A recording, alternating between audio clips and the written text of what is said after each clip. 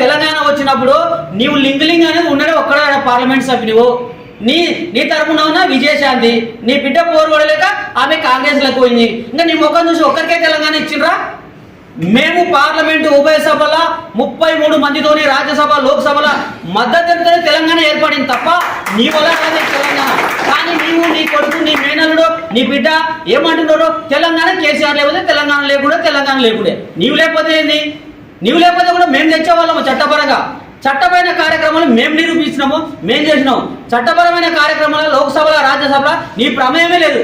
ఈ విషయము ఏ ఒక్క మీడియా రాయలేదు ఏ ఒక్క పత్రిక రాయలేదు ఏదో ఎందుకంటే వేణు కుమారి మాయావతి గారు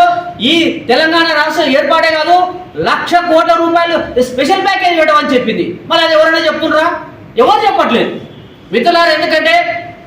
ఇచ్చిన తెలంగాణలో నష్టపోతున్నది బహుజన సమాజాన్ని మేము డెవలప్ చేసుకొని